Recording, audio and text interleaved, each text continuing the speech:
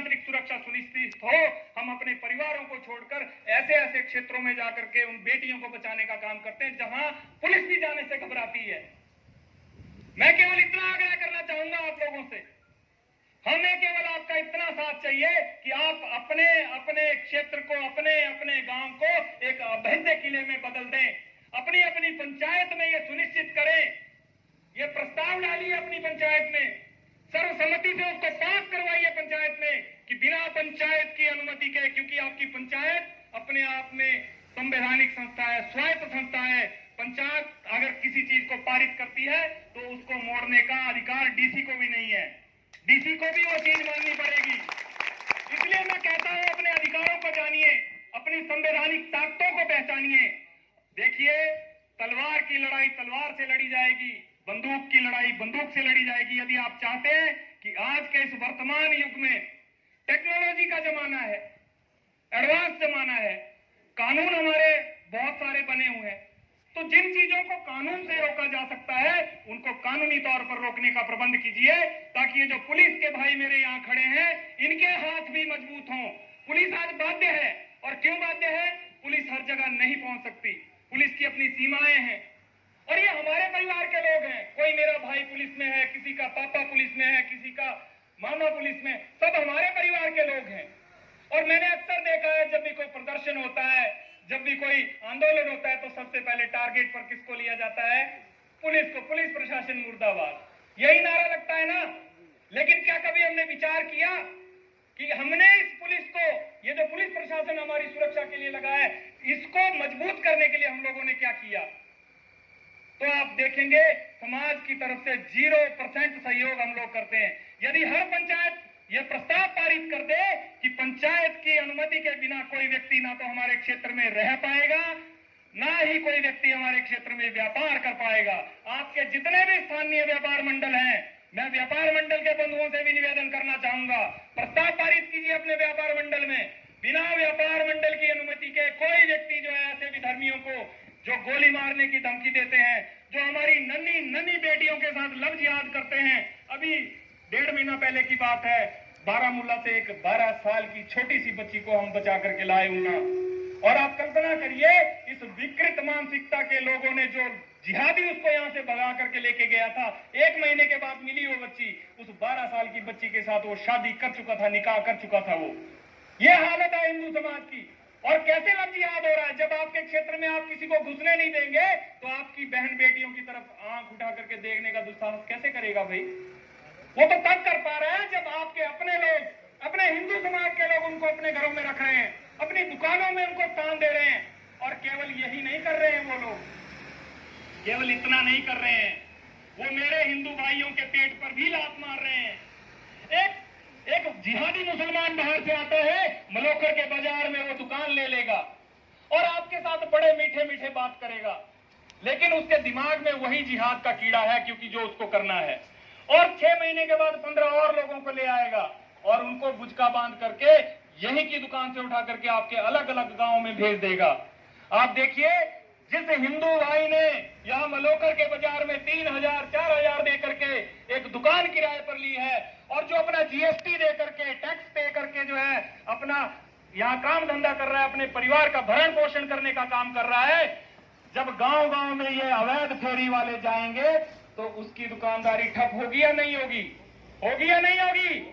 तो आप लोग जब इन फेरी वालों से सामान खरीदते हो तो ये समझ लो आप अपने किसी हिंदू भाई के पेट पर लात मारने का काम कर रहे हो। आज ये प्रण लेके जाइए यहां से कि आज के बाद हम इन अवैध फेरी वालों से कोई सामान नहीं खरीदेंगे।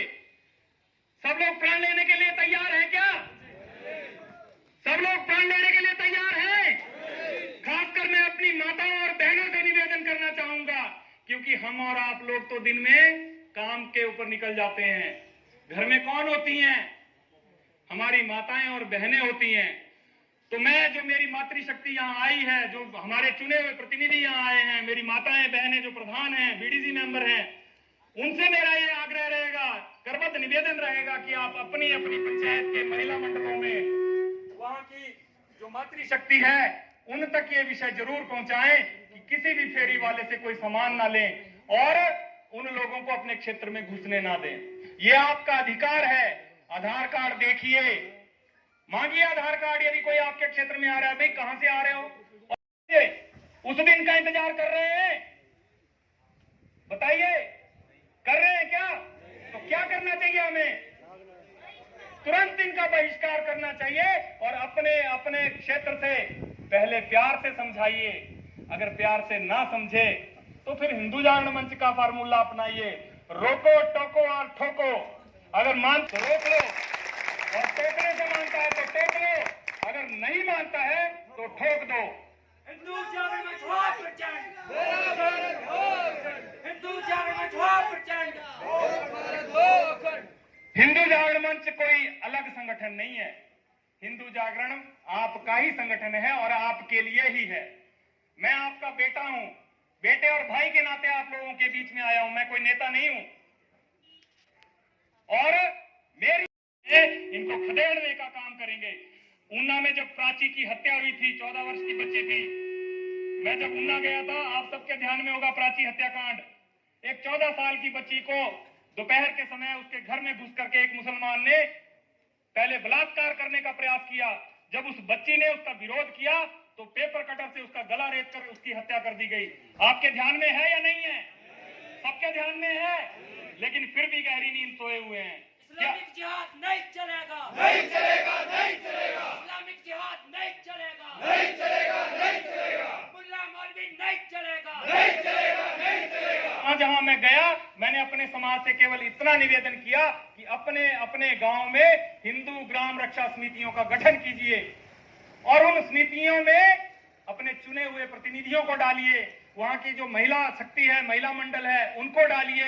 वहां की जो यूथ है, 5, 7, 10 लोगों की एक समिति बनाइए जो इन विषयों को एड्रेस करने का काम करे, जो इन विषयों को देखे कि हमारे क्षेत्र में कोई ऐसी घटना तो नहीं हो रही है। आप देखिए, हमारी 12-12 साल की, 10-10 साल की बच्चियां जो आज गुम हो रही हैं। अभी कुल्लू की घटना बताता हूं, पिछले हफ्ते की घटना है। 8वीं क्लास में पढ़ने वाली देश की 3000 से अधिक पंचायतें जो है इस दिशा में बढ़ेंगी और हम सब अपनी देवभूमि की देव संस्कृति को बचाने के लिए, अपनी बहन बेटियों की अस्मिता को बचाने के लिए और अपने भाइयों के व्यापार को सुरक्षित रखने के लिए इस दिशा में कदम आगे बढ़ाएंगे और गांव-गांव में हिंदू ग्राम रक्षा समितियों का गठन होगा और निश्चित तौर पर अपने समाज की आंतरिक सुरक्षा सुनिश्चित होगी। ऐसा मेरा मानना है। आप सब इतनी बड़ी संख्या में यहां आए हिंदू जागरण मंच के आह्वान पर। मेरे बहुत से प्रबुद्ध और मेरे से बुजुर्ग यहाँ बैठे हैं, अनुभवी लोग यहाँ बैठे हैं।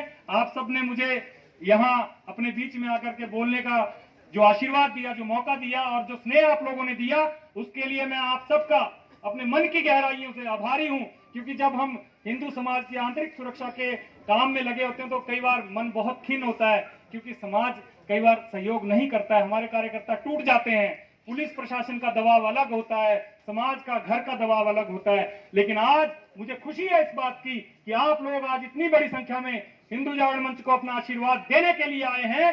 निश्चित तौर पर हिंदू जागरण मंच भविष्य में आप लोगों को निराश नहीं करेगा और जो आंतरिक सुरक्षा का जिम्मा हमने लिया है, अपने समाज को जगाने का जो जिम्मा हमने लिया है, उसके पथ पर हम निरंतर आगे बढ़ते जाएंगे और मुझे अपेक्षा है आप सबका ये प्यार और ये आशीर्वाद निरंतर हमें मिलता रहेगा। और हिंदू जागरण मंच कोई अलग नहीं है आपसे, ये आपका संगठन है। आप हमें आदेश कर सकते हैं, आप सबको ये अधिकार है, अधिकार से आप हिंदू जागरण मंच को बोल सकते हैं कि ये काम होना चाहिए। आप रात के 12 बजे भी यदि हमारे कार्यकर्ताओं को आवाज लगाएंगे, हिंदू जागरण मंच आपको आपके दरवाजे पर खड़ा मिलेगा और पूरी ताकत के साथ खड़ा मिलेगा।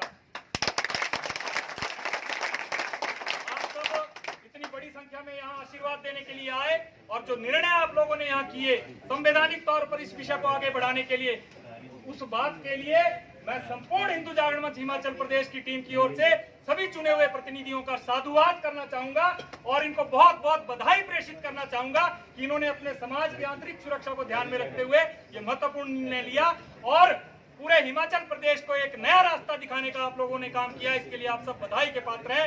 आप सबने